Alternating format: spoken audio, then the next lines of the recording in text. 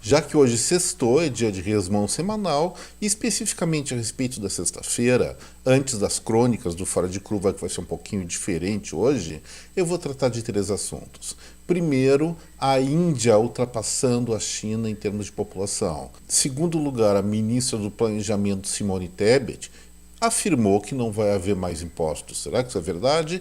E, finalmente, talvez não nessa ordem, eu vou tratar sobre a recente queda do dólar, até onde isso pode chegar. E no final, em vez das crônicas do Fora de Curva, eu vou externar para vocês um sentimento meu que acredito que me leve a encerrar as atividades desse canal, do Fora de Curva.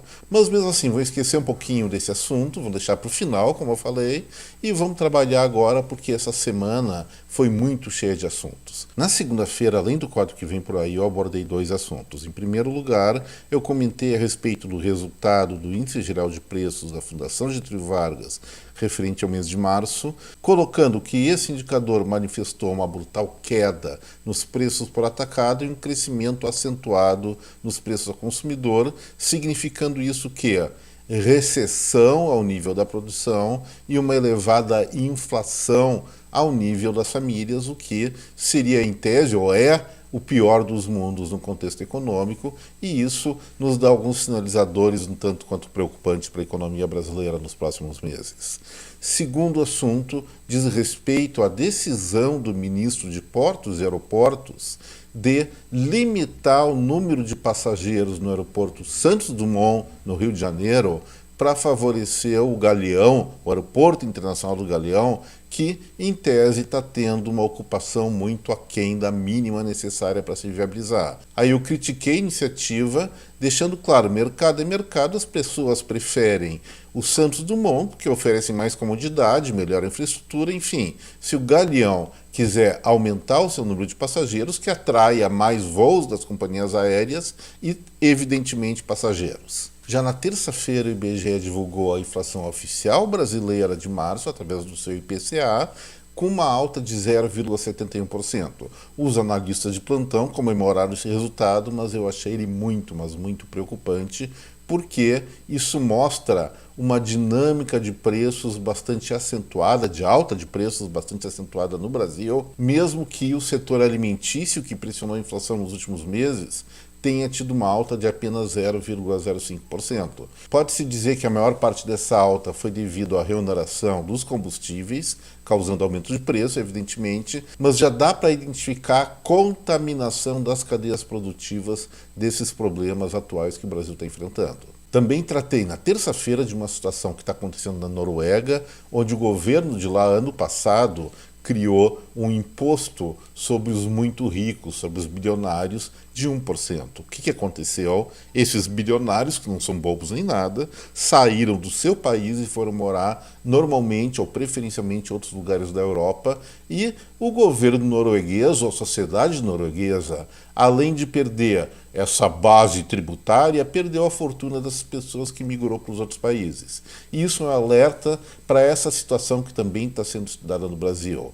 Os ricos ou os muito ricos que forem taxados de maneira, diríamos assim, ilegítima por conta dos seus méritos, eles provavelmente, ou grande parte deles, provavelmente vai sair do Brasil, vai fazer fortuna em outro lugar, e isso é péssimo para o país, não só em termos de base tributária, mas especialmente na geração de postos de trabalho diretos e indiretos. E finalmente, naquele dia, eu critiquei, mas critiquei muito mesmo, as mudanças em curso na Lei de Incentivo à Cultura, a Rouanet, que aumentou de maneira absurda os cachês dos artistas. De 3 mil passou a mais de 40 mil, e isso, a meu ver, significa uma situação de elitização da classe artística. Os artistas iniciantes não vão conseguir projetos nesse sentido.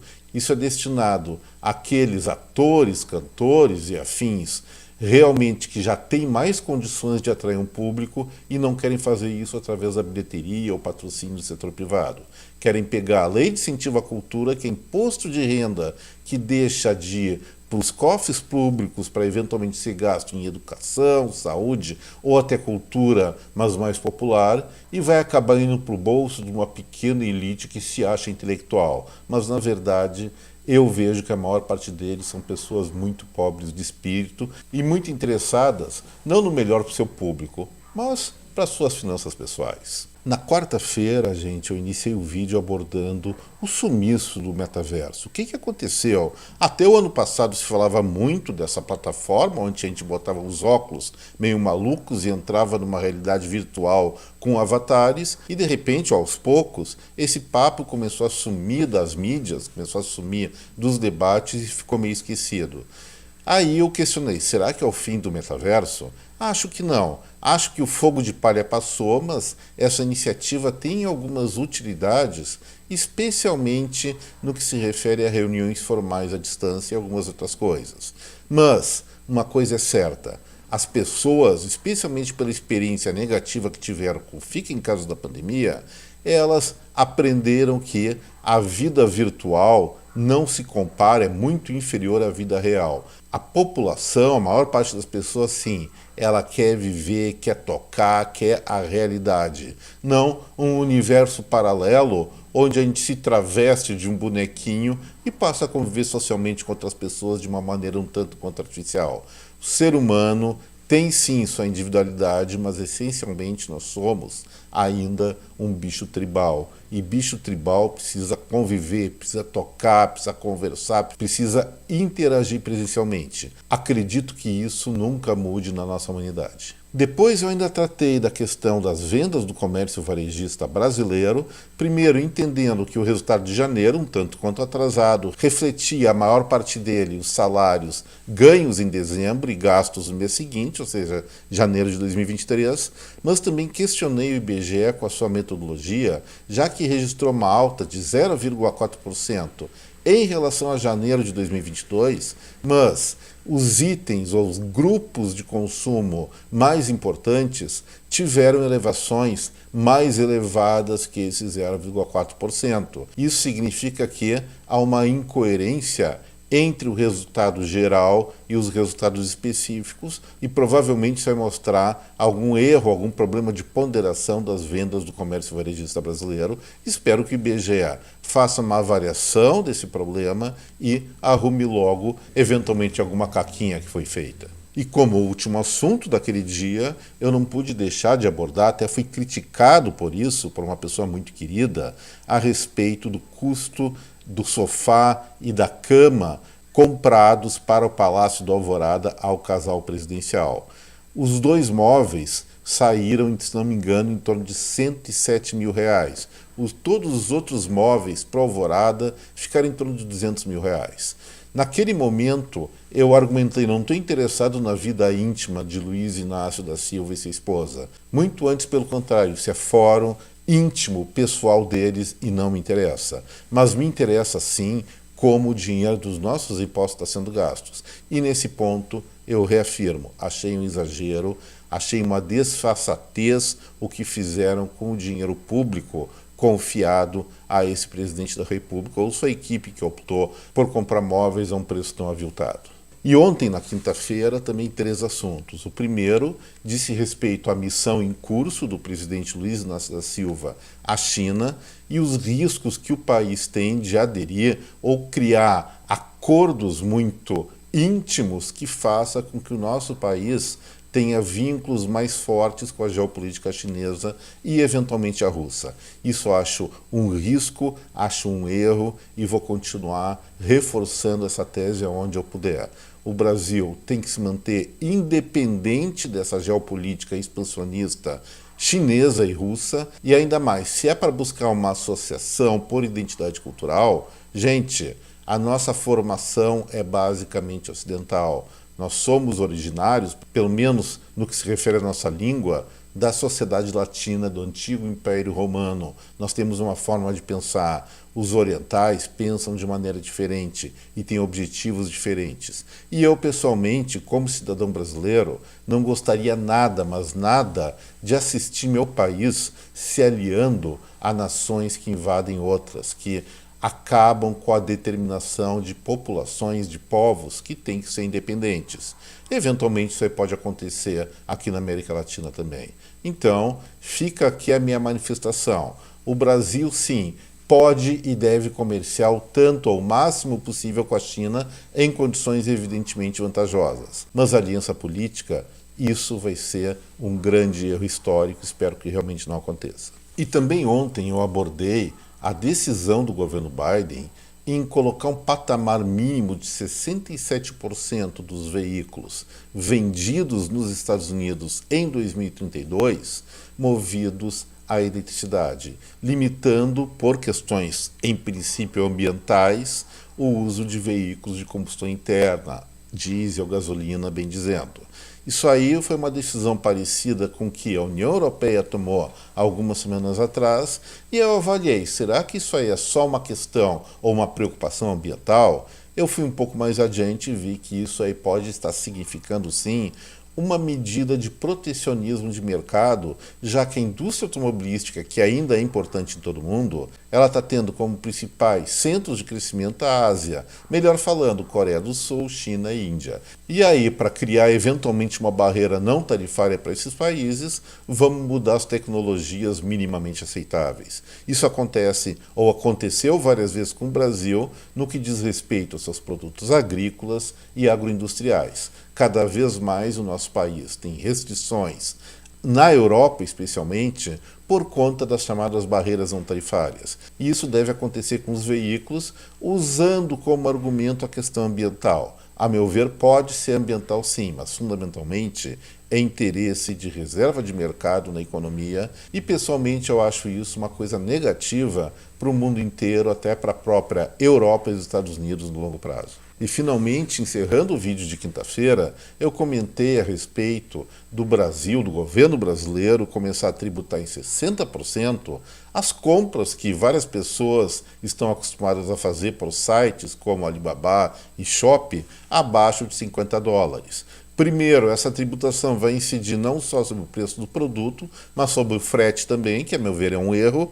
E em segundo lugar, eu não vou dizer que eu sou contra que tenha uma alíquota de importação muito bem definida, mas baixa sobre esses produtos. Mas minha crítica foi ao que é? Foi aos outros produtos acima de $50, frente aos quais a indústria brasileira é muito, mas demasiadamente protegida, e isso é um dos principais fatores que gera o atraso tecnológico e de produtividade das nossas fábricas aqui, colocando a indústria nacional como algo muito decadente, algo estagnado, pelo menos nas últimas 4 décadas. Protecionismo não gera desenvolvimento, gera sim perpetuação de uma situação de miséria para quem já é pobre. E, a meu ver, está muito errado. A conduta mais correta de um governo, nesse sentido, a meu ver, seria buscar o mais rapidamente possível reduzir impostos de importação, fazer com que esses produtos importados paguem exatamente os mesmos impostos do mercado interno sobre consumo e fortalecer dessa forma ou incentivar pelo mercado o fortalecimento da capacitação das indústrias brasileiras em concorrer com produtos de boa qualidade. E agora, na sexta-feira, quais são nossos assuntos? Em primeiro lugar, está sendo muito comentado a respeito da queda do dólar em relação ao real. Agora, na sexta-feira, em torno de 15 horas da tarde, a moeda norte-americana está sendo cotada a R$ 4,91, bem abaixo do que nas semanas anteriores ou até abaixo do que foi verificado quase nos últimos 12 meses. Será que isso é uma questão anormal? Está acontecendo alguma coisa diferente? Sim, sempre tem um efeito especulativo quando uma moeda sobe muito rápido ou cai muito rápido, tem um efeito especulativo, e isso diz respeito ao entendimento dos analistas de plantão que a economia norte-americana está enfraquecendo por conta de alguns indicadores, eu não concordo com isso, e também em função de uma eventual maior estabilidade política aos olhos dessas pessoas aqui na questão brasileira. O que eu posso dizer sobre isso? Gente, as moedas, a paridade entre as moedas, ela sim, ela é muito sensível à especulação, mas existe sim um patamar onde essas moedas têm um equilíbrio, ou como chamariam os economistas mais ortodoxos, uma certa paridade. No caso entre dólar e real, eu fiz essa conta várias vezes, essa paridade ficaria entre R$ 4,40 e R$ 4,75 por dólar. Ainda está acima disso. Então, a moeda brasileira ainda está sobrevalorizada, tem que desvalorizar mais um pouquinho para chegar ao ponto de equilíbrio. Por que raras vezes a gente viu nesse patamar que eu falei de 4,40 e 4,75? Porque nos últimos anos o Brasil simplesmente foi bombardeado por várias, seguidas e frequentes crises políticas, muitas delas fabricadas, outras até reais em função de inseguranças do mercado, como foi o caso da Covid, mas na maioria das vezes por conta de disputas políticas aqui internamente e muita, como falam, fake news. Normalizando as relações políticas, e parece que, querendo ou não, elas estão sendo, pelo menos no curto prazo, normalizadas agora em abril, a tendência é que essa paridade de cotações fique dentro daquele limite que eu comentei, entre R$ 4,40 e R$ 4,75 por dólar. Nesse ponto, as importações e exportações, especialmente de produtos industriais e serviços do Brasil, estariam perto do equilíbrio. E o segundo assunto, tem se falado muito nessa questão do arcabouço fiscal, que muitas pessoas, copiando aqui o Fora de Curva, estão chamando de calabouço fiscal. O que eu já comentei a respeito disso, e para mim isso é uma furada, que vai, para ser cumprido, demandar uma elevadíssima alta da carga fiscal, cobrar mais impostos. Aí vem a ministra do Planejamento e ex-candidata a presidente da República pelo MDB, a Simone Tebet, e diz que não. Olha a afirmação dela: não faz parte dos planos do governo promover aumentos de impostos para realizar os investimentos previstos dentro da política pública, em especial nas áreas de educação e saúde. O aumento da arrecadação se dará por meio de reonerações, revertendo medidas adotadas nos últimos anos, como no caso dos combustíveis, concluiu a Tebet. Gente, olha o que ela está dizendo.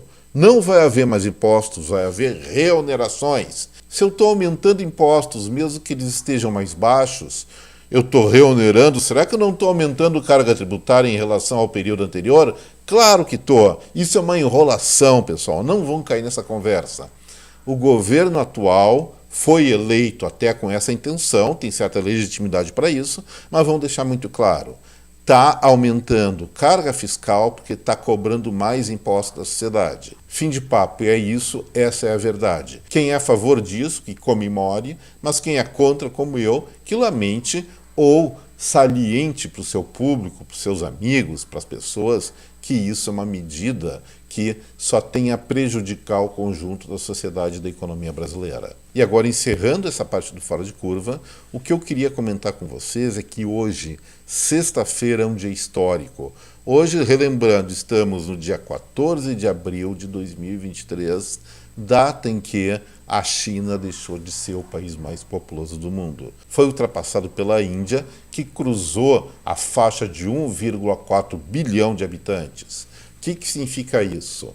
Bom, em primeiro lugar, nós vamos ter uma nova hegemonia populacional no globo, e isso sim é digno de registro histórico. Mas o contexto demográfico indiano e chinês são bem diferentes.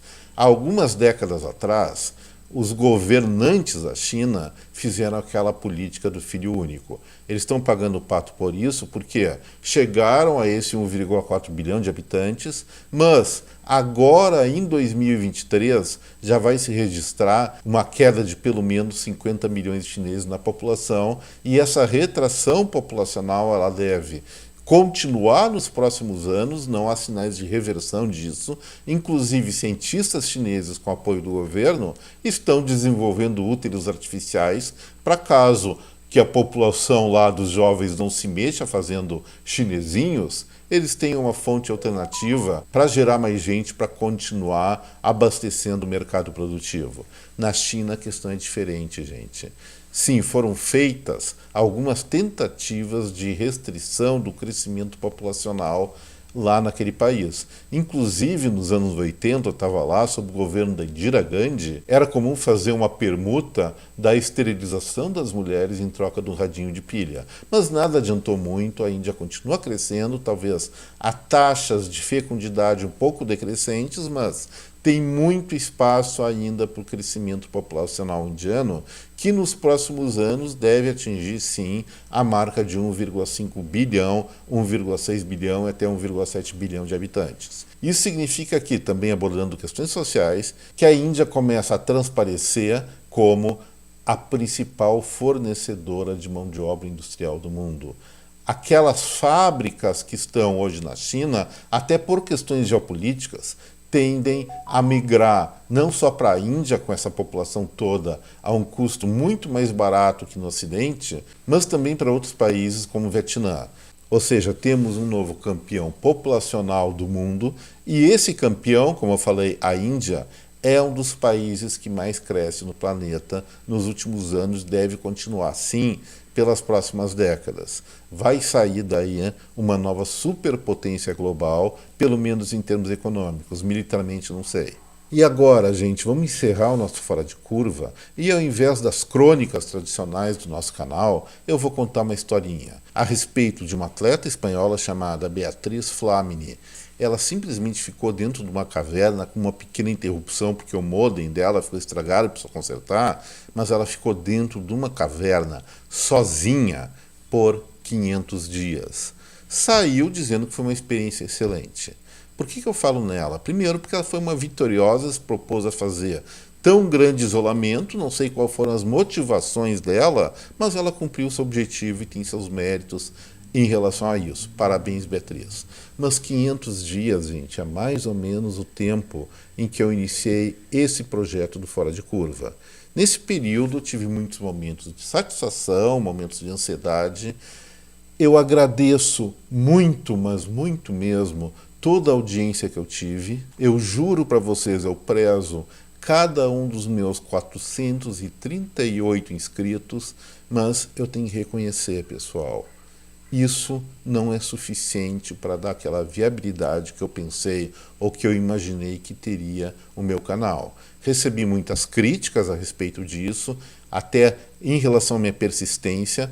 Olha, por mim, eu continuaria. É uma coisa que eu me apaixonei por fazer. Por mim, eu ficaria o resto da vida fazendo coisas assim, até com planos um pouco elucubrantes de pegar uma unidade móvel, trabalhar em cima de pequenos municípios, fazer coisas diferentes. Mas o fato é o seguinte: 438 inscritos, depois de 1 ano e meio de trabalho, de segunda a sexta, com pouquíssimas falhas, não é o suficiente para dar a viabilidade financeira e econômica do canal. Então, nesse final de semana, ao invés de festear, eu vou fazer uma profunda reflexão. Uma reflexão no sentido de que, se eu devo ou não devo continuar com esse projeto, ou pelo menos se eu devo ou não devo continuar com esse projeto, com tal periodicidade, com tal comprometimento de todos os dias ter alguma novidade fora de curvística para contar para vocês. E assim, gente, eu desejo a cada um de vocês um excelente final de semana, aproveitem bem o sábado e o domingo. Não posso dizer que segunda-feira vou estar aí, espero estar novamente com vocês, mas vou pensar muito sério nessa possibilidade. Agradeceria se vocês comentassem alguma coisa nos comentários sobre essa. Não é uma decisão ainda, mas uma ideia de decisão, uma ideia de mudança de rumo da vida. Afinal, eu estou com 60 anos, estou jovenzinho ainda, posso ter chance de fazer outras coisas. Então, agradeço o seu comentário a respeito disso. E não se mixe, pode ser comentário para parar, que eu vou levar em consideração, desde que seja construtivo. Gente, um baita, um excelente final de semana para vocês, para cada um. Aproveitem muito bem. Eu deixo aqui o meu até breve, talvez não tão breve assim. Um abraço muito apertado em cada um de vocês e tchau, gente.